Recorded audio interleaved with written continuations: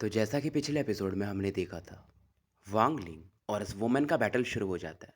और ये वुमेन एक वर्ड बोलती है, मतलब शब्दों का कुछ फेर था कि आप मुझे नहीं जानते बट मैं आपको जानती हूँ। पर वांग लिंग का ध्यान इस पर था भी नहीं। अब आगे, अब इस दौरान वांग लिंग के आसपास स्पेशल क्रैक्स होने लगे थे, इसका पैर उसमें फंसने लगा था। और ये वुमेन जो ब्लू ड्रेस वाली थी ये बोलती है, क्योंकि तुम समझ नहीं रहे हो तो फिर खत्म हो जाओ इस दुनिया से, मतलब स्पेस में जाओ। वांग लिंग अपने ऊपर एक प्रेशर फील करता है और इसकी जो ओरिजिन एनर्जी थी मानो अब वो जाम होने लगी हो, मतलब अच्छे से काम नहीं कर रही थी। लोटस लीफ जो था वो आगे बढ़ते रहता है। वांग लिंग डबल ड्रैगन्स को यूज करता है, फिर भी ज्यादा फर्क नहीं पड़ता है। इसके नीचे में जो जमीन में क्रैक्स आ रहे थे स्पेस में, वो और बढ़ते जाते हैं। इस दौरान लोटस लीफ से ग्रीन लाइट निकलती है और वांगलिंग का जो भी अटैक था इन ड्रैगन्स का, यानी कॉल द विंड का, उसे ये अब्जॉर्ब कर लेता है और ज़्यादा चमकने लगता है। और ये भी सोचता है अभी कि भाई ये किस प्रकार का ट्रेजर है। अब वांगलिंग समंदर रेन को यूज़ करता है। वांगलिंग की बॉडी से हल्का सा वाटर का मिस्ट निकलता है और स्पेस में फैलने लगता है। अब बारिश होने लगती है, लगभग 10,000 या उससे ज़्यादा बारिश की बूंदें बन जाती है। और वांगलिंग इनकी मदद से मतलब अपना ओरिजिन एनर्जी भी बैलेंस कर पा रहा था और ऊपर उठने लगता है। इसका थंडर इंटेंट भी अब जाग रहा था, बट वांगलिंग उसे सप्रेस कर देता है कि फिलहाल इसकी जरूरत नहीं है। और ये जो लोटस फ्लावर लीफ का पावर था अब उसे 10,000 बारिश की बूंदें सप्रेस करने लगती है। और फाइनली ये जो लीफ था यानी पत्ता, ये कोलैप्स कर जाता है और वांगलिंग अब इस वुमेन की तरफ बढ़ता है। अब इस दौरान वो जो ब्लैक फिंड था, जो कि ब्लड गॉड से फाइट कर रहा था और एक तरह से हार भी रहा था, उस बैटल को छोड़ के वांगलिंग की तरफ बढ़ता है। वांगलिंग बेसिकली इस वुमेन को मार रहा था, ऐसा लोगों को लगता है। लेकिन वो ऐसा एक्टिंग कर रहा था ताकि लोगों को लगे कि जूमो बैटल में बहुत एफर्ट दे रहा है। अब वांगलिंग को पीछे हटना पड़ता है ब्लैक फिंड को देखकर। अब ये जो लेडी थी ब्लू ड्रेस वाली, अब इसके लोटस फ्लावर में 7 पत्ते बचे थे, तो फिलहाल उसकी मदद से ये जो समंदर रेन अटैक था उसे ये ब्लॉक करती है। बैटलफील्ड में इनके अलायंस वाले लोग हार रहे थे, बट इसे मालूम था ये तो अभी शुरुआत है। और एक हैंड सील बनाती है स्पेस में, इसे अपने हाथ को ऐसे फैलाती है और बोलती है please help, corps prison realm. अब यहाँ पर एक 50 किलोमीटर का फॉर्मेशन अचानक से प्रकट होता है और इस फॉर्मेशन में से एक के बाद एक चेन निकलते हैं। और जो भी यहाँ पर ऑल हेवन के कल्टिवेटर्स थे उन्हें यह चेन फंसाने लगता है और उनके ओरिजिन सोल को ट्रैप कर लेता है। और फाइनली फॉर्मेशन से एक बंदा बाहर निकलता है जो कि सड़े हुए लाश के समान महक रहा था। बंदा लगभग 100 फीट का होगा, पर्पल कलर का। बेसिकली ये लाश था, तो इसे बनाने में आप समझ सकते हो कि कॉर्प्स एक्ट ने मदद किया था। बट एक बड़ी बात थी कि 10,000 साल लग गए थे, बट ऐसे 18 ही कॉर्प्स एक्ट वाले बना पाए थे। और हर एक लाश का जो कल्टीवेशन था निर्वाणा स्क्रायर के लेट फेज के बराबर था। अब फॉर्मेशन में से दूसरा लाश निकलता है और ये भी बैटलफील्ड की तरफ बढ़ जाता है। एक एक करके सभी बाहर आने लगते हैं।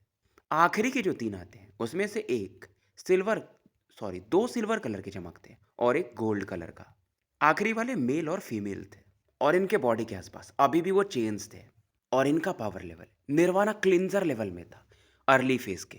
आखिरी जो पपेट था यानी जो गोल्ड कलर का था, ये दोनों तो सिल्वर वाले हो गए। वो एक मॉर्टल जैसा दिख रहा था, ड्रैगन रोब में था। इसके आसपास कोई चेन नहीं था। इसके सर पे 5 टालिस्मैन बने हुए थे और पांचों मानो थंडर पावर से कनेक्टेड हो।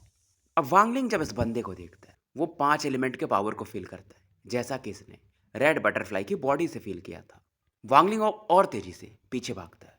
इसे मालूम था कि बैटल में ये ज़्यादा कुछ कर नहीं सकता है, तो खुद को बचाना ज़्यादा जरूरी है। अब ये सोचता है कि ब्रदर किंग किंग शुई आसपास ही होने चाहिए। बट ये जो लेडी थी ब्लू ड्रेस वाली, अब ये वांगलिंग को भागने देना नहीं चाहती थी। ये बस इशारा करती है और एक कॉर्प्स वांगलिंग की तरफ बढ़ता है। अब ये वाला जो लाश था ये निर्वाणा स्क्रायर के मिड फेज में था। अगर होता तो वांगलिंग बैटल कर भी पाता, बट ये निर्वाणा स्क्रायर के लेट फेज में था। वांगलिंग इससे भी जीत सकता है, लेकिन इसे पूरा एफर्ट देना पड़ेगा, जो कि ये चाहता नहीं है। क्योंकि वांगलिंग का मेन प्लान ये था कि जब मून गेजर सरपेंट ध्यान नहीं देगा, लोग बैटल में एकदम भिड़े होंगे, तो ये अंदर जा कर के वो जो एंशिएंट गॉड हैं उनसे इनहेरिटेंस ले सकता है। वांगलिंग अब मून गेजर सरपेंट की तरफ भागता है और ये लाश उसका पीछा करता है। अब इसके बॉडी में चेन्स थे, तो उसी से ये वांगलिंग पर अटैक कर रहा था। अब वांगलिंग लगाता है दिमाग, क्योंकि मून गेजर सरपेंट थोड़े समय के लिए ट्रैप था, वो ब्लैक सेल्स की वजह से। अब वांगलिंग जैसे टच करता है, इसका एंशिएंट गॉड हो रहा मून गेजर की बॉडी में जाता है और मून गेजर सरपेंट अब ये नोटिस करता है, तो फिर से उतावला हो जाता है। और जितना ये गुस्सा होता है इसके लिए उतना आसान था इस शेल को तोड़ना। और पलक झपकते ये ब्लैक सेल कोलैप्स कर जाता है और एक एंशियंट गॉड फिंगर वहां से बाहर निकलता है। अब जहां जहां इसके बॉडी पर वो शेल्स बने हुए थे वो अपने आप टूटने लगते हैं। और बस इसके ऑरा की वजह से आसपास जो भी कल्टीवेटर्स थे उनकी बॉडी एक्सप्लोड कर जाती है। और ये बंदा फिर से यानी मून गेजर सरपेंट अपना वही एंशियंट रोर यहाँ पर करता है। अब साथ में वो एंशियंट गॉड फिंगर अटैक भी बढ़ता है। वो जो लाश वांगलिंग का पीछा कर रहा था वो भी इसे देखकर चौंक जाता है। जैसे ही एंशियंट गॉड फिंगर इस बंदे की बॉडी से टकराती है, इस बंदे की जो पर्पल स्किन थी वो अब गायब होने लगती है और फाइनली एक्सप्लोड कर जाता है। अब फिलहाल ये तो मर जाता है और वांगलिंग की नजरें मून गेजर सरपेंट से मिलती है। बट मून गेजर सरपेंट मन वो फोकस था कि आज तो मैं अलायंस वालों को निपटा दूंगा, जिसकी वजह से ऑल हेवन के कल्टीवेटर्स को अच्छा लगता है क्योंकि मून गेजर सरपेंट फिर से फ्री हो चुका था। बैटल अलग ही चल रहा था, कभी अलायंस वाले पीक पर जाते थे तो कभी ऑल हेवन वाले। अब ये एंशिएंट गॉड फिंगर जो था ये रुकता थोड़ी है, पावरफुल अटैक था, सीधा ब्लैक फिंड की तरफ बढ़ता है। ब्लैक फिंड यहाँ पर एक ब्लैक सील बनाते हैं जिसमें ब्लैक मिस्ट और मिक्स थे। अब ये जो धुंध था एक सारस में बदल जाता है जो कि काले कलर का था और लगभग 10,000 फीट का हो जाता है, एक बैरियर बना देता है। बट एंशिएंट गॉड फिंगर इससे भी तोड़ देता है। अब इस अटैक की वजह से ब्लैक फिंड काफी पीछे जाके गिरता है, खून के उल्टे करने लगता है। पर तभी इसके राइट साइड से वो जो वुड कार्विंग था वो अचानक से आता है। अब ब्लैक फिंड इसे उधर फेंक देता है जिधर से वो अटैक आ रहा था। ये जो वुड कार्विंग था इसमें अपने आप पौधे फैलने लगते हैं और 5 फूल खिलते हैं, लगभग ये भी 1,000 फीट का हो जाता है।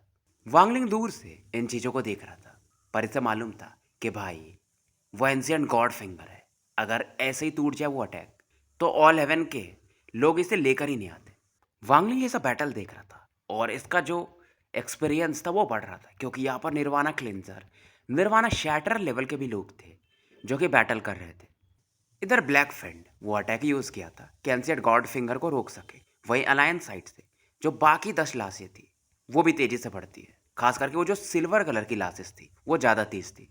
पर फिर भी ये सब मिल के भी एंशिएंट गॉड फिंगर को रोक सकती थी, हो ही नहीं सकता। मून गेजर सरपेंट फिर से दहाड़ मारता है और जो लो लेवल के लोग थे वो तो वैसे ही इंजर्ड हो जाते हैं। इधर वांगलिंग एंशिएंट गॉड फर्नेस निकालता है और पीछे भागता है। इधर इसके दहाड़ की वजह से जो ब्लैक फिंड उस अटैक को ब्लॉक कर रहा था उसका जो डिफेंस था वो कोलैप्स कर जाता है। एक्सप्लोजन की वजह से ब्लैक फिंड दोबारा से खून के उल्टे करता है। पहली बार इतनी खराब स्थिति में यह था 10,000 सालों के अपने कल्टीवेशन में। सीरियसली ये डैमेज हो चुका था और बहुत सारे ये जो कॉर्पसेस थे ये भी फट चुके थे। इवन 2 सिल्वर जो कॉर्प्स थे वो भी पीछे जाके गिरते हैं और ब्लैक ब्लड की वोमिटिंग करते हैं। पर इनमें से वो जो ब्यूटीफुल फीमेल कॉर्प्स थी वो वांगलिंग की तरफ चार्ज करती है और वांगलिंग भी बोलता है यार ऐसा लाश ये तो मेरे लिए सही है। और वो जो हाफ ब्रोकन वुड कार्विंग था उस तरफ भी वांगलिंग बढ़ जाता है। मतलब दोनों को लेकर के वांगलिंग अब एक्साइटेड था कि ये दोनों मेरे पास होने चाहिए। अब दोनों लाशों में से जो 2 सिल्वर लाशेस थे, मेल वाला ज़्यादा डैमेज था, फीमेल वाली ठीक थी, तो मेल पर वांगलिंग फोकस भी नहीं करता। पर इस समय 7 अलग अलग लोग इस लाश की तरफ बढ़ते हैं। वांगलिंग सबसे क्लोज नहीं था लेकिन सबसे तेज था। बस इसे कुछ एक सांस की जरूरत थी वहां तक पहुंचने के लिए। उधर से ऑल हेवन वाले, इधर से अलायंस वाले भी इस लाश की तरफ बढ़ रहे थे। पर इस दौरान ये फीमेल कॉर्प्स नॉर्मल थोड़ी थी। कुछ लोग जो आगे बढ़ते हैं वो पैनिक करने लगते हैं क्योंकि अचानक से मन उनका जो ब्लड था वो आउट ऑफ कंट्रोल जाने लगता है।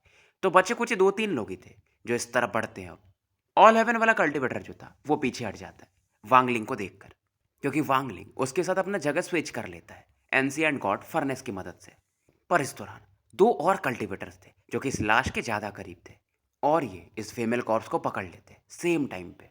पर ये दोनों भी चीखने लगते हैं, इनकी बॉडी मानो गायब होने लगती है और फीमेल कॉर्प्स इनके ब्लड को एब्जॉर्ब करने लगती है। अब इस दौरान एक अलायंस का कल्टीवेटर जिसने कि पाइथन कलर के रोप पहने थे वो हंसता है। ये भी हाथ अपना आगे बढ़ाता है बट इसके हाथ में एक स्पेल था, बेसिकली अटैक करने जा रहा था। वांगलिंग देखता है ये भी पहुंच चुका था और ये भी 2 फिंगर्स को आगे बढ़ाता है और उस बंदे को बोलता है कि निकल।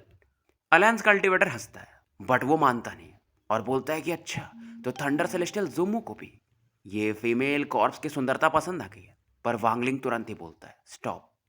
अलायंस कल्टीवेटर मानो फ्यूज स्पेस में ही रुक जाता है और वांगलिंग फीमेल कॉर्प्स की तरफ बढ़ता है। ये डायरेक्टली से नहीं पकड़ता है, ये तुरंत ही पहले इसका जो पावर था ancient god aura, origin energy, yin yang face सभी को अपने दोनों फिंगर्स पे फोकस करता है और इसके थर्ड आई की तरफ बढ़ा देता है। अब इस वुमेन के यानी लाश के आसपास ये जो रेड लाइट था वो डिम हो जाता है। अब वांगलिंग इसे लेकर के यहाँ से निकल रहा था, पर ये जो अलायंस कल्टीवेटर था उसके छाती पर एक मुक्का मारता है। कल्टीवेटर काफी पीछे जाके गिरता है, खून के उल्टी करने लगता है, बस मरता नहीं है। बट वांगलिंग की तरफ ध्यान से देखता है। इस दौरान फीमेल कल्टीवेटर के आसपास फिर से वही पावर यानी वो जो ब्लड पावर था वो इकट्ठा हो रहा था, खास करके जब से इसने कुछ लोगों के ब्लड को एब्जॉर्ब किया था। अब वांगलिंग इस लेडी के आसपास बहुत सारे रेस्ट्रिक्शंस बना देता है और उसके बाद इसे अपने बैग में रख लेता है। इधर मून गेजर अपना मस्त बैटल कर रहा था इसे रोकने के लिए। और भी बहुत सारे लोग अलायंस के आ चुके थे, और वो जो ब्लू ड्रेस वाली लड़की थी वो अभी भी पैनिक नहीं करती, बस शांति से बैटल को ऑब्जर्व कर रही थी। इसके बगल में वो जो गोल्डन लाश था वो अभी भी खड़ा था।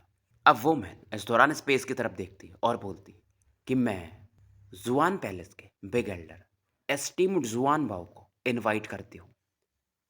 तारों के बीच में मानो एक हंसने की आवाज़ सुनाई देती है, और इस दौरान वो जो ब्लैक फैन जो कि भागता फिर रहा था वो एक चैन की सांस लेता है। क्लाउड ड्रैगन भी रिलैक्स करते हैं और पीछे हटने लगते हैं कि अब तो जुआन बाओ आ गए, अब क्या दिक्कत है। तो बेसिकली अलायंस में ऐसा कि 4 सेंट है ऐसा जरूरी नहीं है, उससे ज़्यादा है।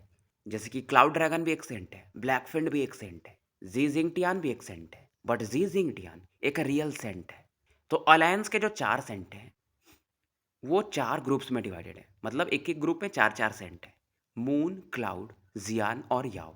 तो जो जी जिंगटियान है वो जियान में आते हैं, जियान सेंट की कैटेगरी में। पर जुआन बाओ उनका स्टेटस बहुत हाई है, मतलब समझ लो ऑलसीर के लेवल पे या शायद उनसे भी ऊपर है। बस ऑलसीर अपना जो स्टेटस है थोड़ा लो रखते हैं, थोड़े मिस्टीरियस है, तो किसी को पता नहीं चलता है। मतलब ये लोग इनर कमिटी में है अलायंस ग्रुप के। ये भी कहा जा सकता है जुआन बाओ के सामने चाहे ये जी जिंगटियान है या वुडो चान जो कि अभी फ्लेम स्पार्क से बैटल कर रहे हैं, ये लोग भी उतने लायक नहीं है। क्योंकि ये जो है जुआन बाओ ये एल्डर ग्रुप में भी टॉप लेवल के माने जाते हैं। अब ये जो लड़की थी इन्हें ग्रीट करती है अंकल मास्टर बोल के।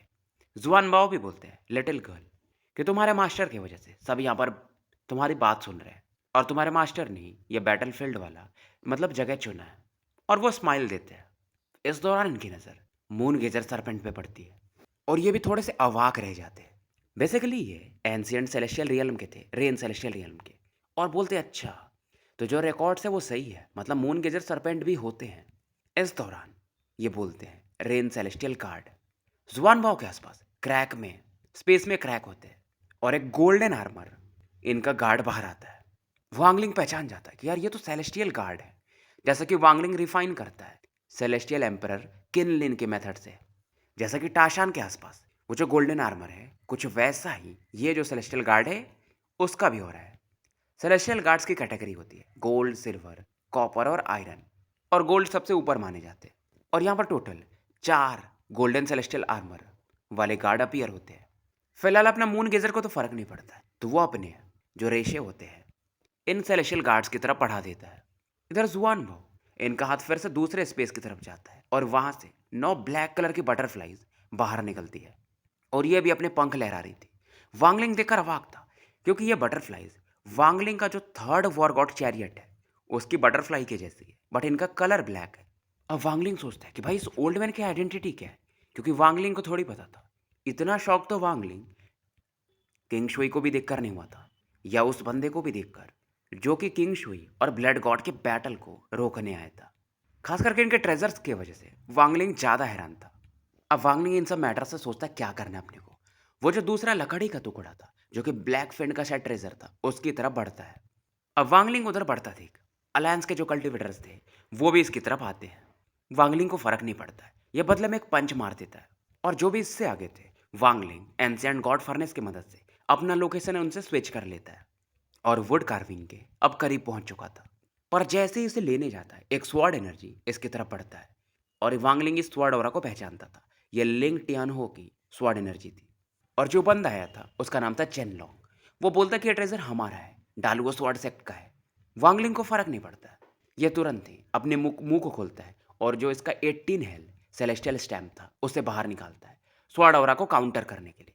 और साथ में एक चीज़ और बोलता है कि एक पुराना साथी जो कि बस बस भाग गया था बच के अपने सोल को लेकर के, वो मेरे सामने एक ट्रेजर चुराना चाहता है। वांगलिंग इधर इस ट्रेजर को लेता है और निकल जाता है, पर वो बंदा हैरान था, क्योंकि वो बंदा वांगलिंग से दूर था तो वांगलिंग के चेहरा को नहीं देख पाता है। चेनलोंग सोचता है यार ये बंदा देखा हुआ लग रहा है, बट इस बंदे को ये वांगलिंग से कैसे मैच करा सकता है, क्योंकि वांगलिंग के बारे में इसने बहुत दिन से नहीं सुना। बट इसे फिर समझ में आता है कि यार ये तो वही था जिसकी वजह से मेरा सोल डैमेज हुआ था। इधर वांगलिंग इधर से निकल जाता है, क्योंकि वांगलिंग का एक ही मकसद था कि जो भी लोग मर रहे हैं उनके ट्रेजर्स को चुराया जाए। अब कमेंट में आपको ये बताना है कि चेन लॉन्ग का सोल कैसे डैमेज हुआ था। देखते हैं किसको किसको स्टोरी याद है, या बस ऐसी ही वीडियो बढ़ा बढ़ा के ख़त्म कर देते हो। अभी तो शायद एक आधे हफ्ते और लगेंगे, फिर तो अपना लड़का सेटुनान भी वापस आ जाएगा, तब आएगा असली मज़ा। एक चीज़ और बता दूँ, ये जो हेवन डिफाइंग बीट है, ये रेनिगेड इमॉर्टल का नहीं है, ये किसी और बंदे का है, किसी और यूनिवर्स से आया हुआ है। एक लड़का ज्ञान दे रहा था कमेंट में, मैंने उससे यही पूछा था, बट उसने आंसर दिया ही नहीं। क्योंकि भाई हेवन डिफाइंग बीट का मैं हिस्ट्री इसलिए नहीं बताता हूँ, नहीं तो फिर आगे का सस्पेंस खत्म हो जाएगा। खैर आगे बढ़ते हैं। अब वांगलिंग आगे बढ़ता है, इस दौरान इसकी नज़र बीच बीच में उस ब्लू ड्रेस वाली लेडी पर पड़ती है। इसे लगता है यार ये लेडी इतना मतलब ऑकवर्ड क्यों रिएक्ट कर रही है मेरे सामने। इधर वो जो 4 सेलेस्टियल गार्ड्स थे, मून गेजर सरपेंट को ट्रैप करने को देखते हैं, और ब्लड गॉड से वो जो 9 बटरफ्लाई थी वो बैटल कर रही थी, साथ में ब्लड गॉड के साथ और भी लोग थे। इधर मून गेजर को और गुस्सा आता है, और ये जो एंशिएंट गॉड के स्पेल्स होते हैं उसे यूज़ करता है। जुआन बॉ की आंखों में चमक था, ये हंसते हैं, और ये जो 9 बटरफ्लाइज थी उनका स्पीड और बढ़ जाता है। और इधर जो 4 सेलेस्टियल गार्ड्स थे इनका हाइट बढ़ जाता है, ये 1000 फुट के हो जाते हैं। जुआन बॉ स्पेस में क्रैक करते हैं, स्पेस में से ग्रीन गैस निकलती है, और 5000 किलोमीटर के जो दायरे में जो भी कल्टिवेटर्स थे वो दंग रह जाते, मतलब उस ऑरा को फील करके। क्योंकि स्पेस में से एक तीर निकलता है जो कि 300 फीट का होगा, लंबा, 60 फीट लगभग चौड़ा, और इसके टिप पर ग्रीन ऑरा था, और जो इसका जहाँ पर अंत होता है वहाँ पर पर्पल कलर के फेदर्स थे। ये था श्योडो, nirvana void arrow, even blood Godot या मास्टर फ्लेम स्पार्क, जो कि अभी वुडो चांद से फाइट कर रहे थे। वो इस तरफ देखते हैं और दंग रह जाते हैं। निर्वाणा वॉइड शायद आपको पता होगा, कल्टीवेशन में नहीं पता है तो मेरे दूसरे चैनल एनीमे एक्स एक्सप्लेनर पे जाके आप देख सकते हो। पर मून गेजर को फर्क कहाँ पड़ता है, वो अपनी दहाड़ मारता है।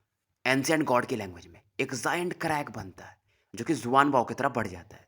जुआन बाव का जो आसपास का स्पेस था वो कोलैप्स करने लगता है, बट जुआन बाव को फर्क नहीं पड़ता है, ये उस तीर को निकालते हैं।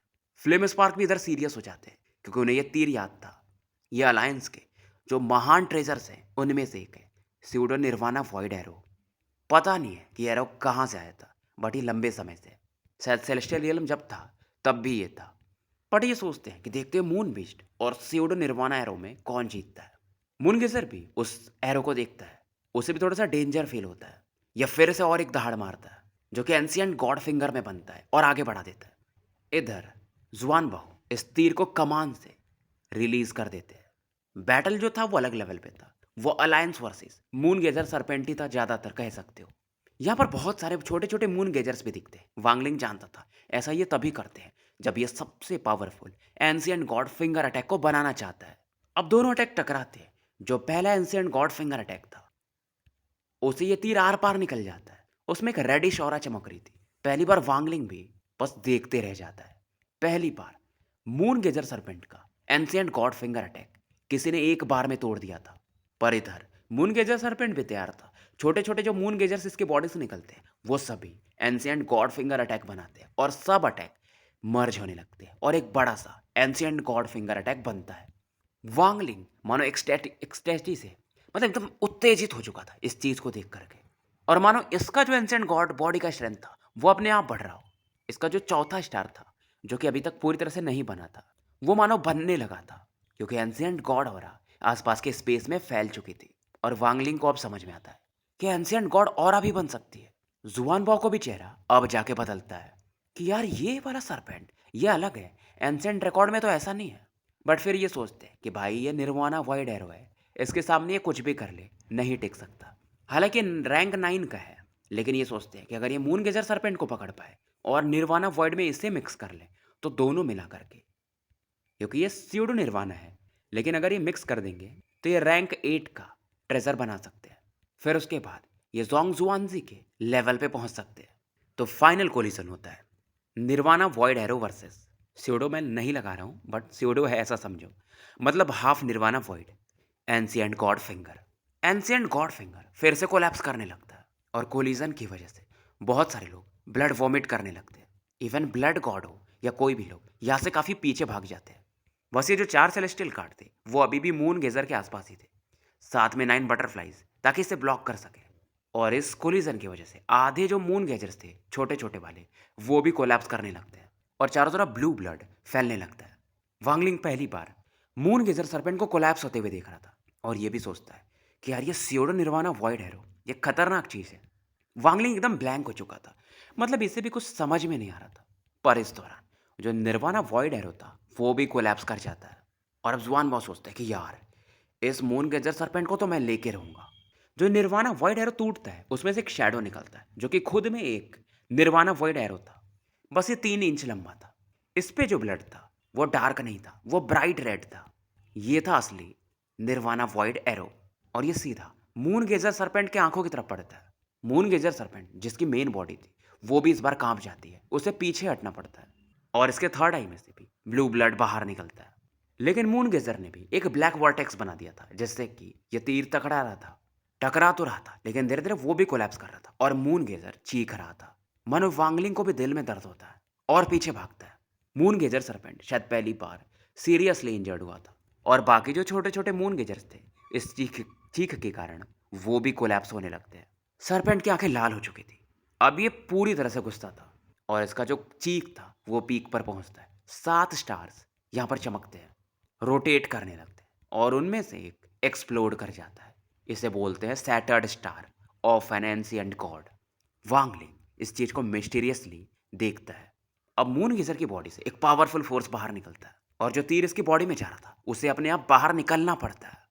जुबान बो अवाक थे, वो बोलते हैं इम्पॉसिबल, क्योंकि ये आगे बढ़ रहे थे मून गेजर को सील करने के लिए। फ्लेम स्पार्क इन चीज़ों को देखते हैं, इन्हें याद आता है वो जो सीनियर थे, थर्ड लेवल वाले, उन्होंने कहा था कि मेन मकसद यही है कि मून गेजर सरपेंट गुस्सा हो। जितना गुस्सा होगा उतना ये डैमेज कर सकता है और शायद अभी इसका गुस्सा 7वें आसमान पर था। तो सैटर्ड स्टार की मदद से निर्वाणा वॉइडर को ये बाहर फेंक देता है और इसके दिमाग में एक ही चीज़ चलता है, किल किल, मार दूंगा। और ये दहाड़ मारता है। तो स्टोरी यहीं समाप्त करते हैं, मिलते हैं फिर कल एक नए वीडियो के साथ। तो चैनल को लाइक करो, सब्सक्राइब करो और वीडियोस को शेयर करो और जो मैंने पूछा है कमेंट में ज़रूर बताओ।